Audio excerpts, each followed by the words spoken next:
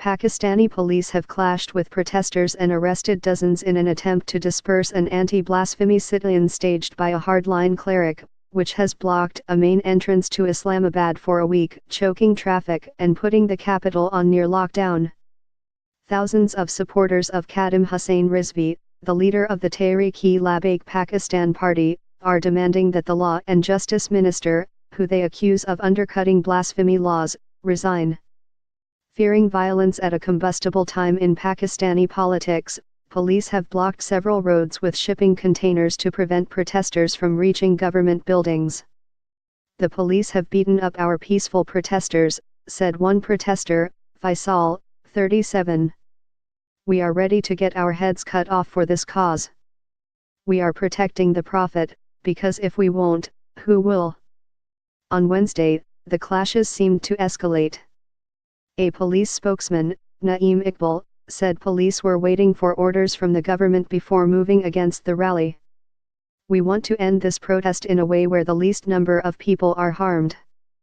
We don't want this to end violently," Iqbal said. The showdown on the edge of the capital adds to turbulence that has gripped Pakistan since the Prime Minister, Nawaz Sharif, was forced from power in July. It is the latest in a series of controversies exposing the government's discomfort in dealing with extremist groups.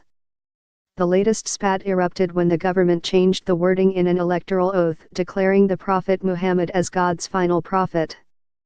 Protesters claim the words "I solemnly swear" were replaced with "I believe," in the context of declaring the minority Ahmadi sect non-Muslim, to appease the minority community, whom official policy regards as heretics.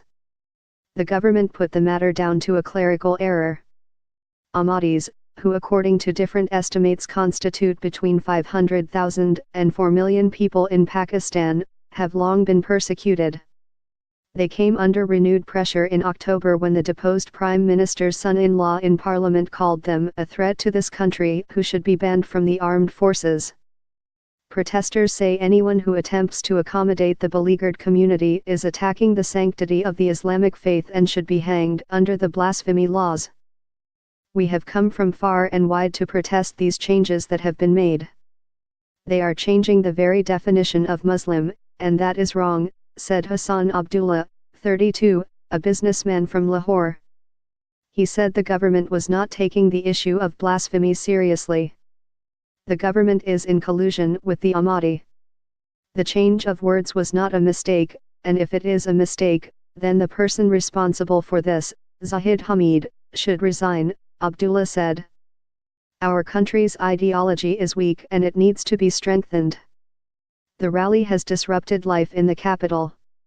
Schools were shut and workers commuting between the capital and its sister city, Rawalpindi, spoke of spending hours on the road. A provincial spokesman told Reuters police had arrested dozens of protesters since last week.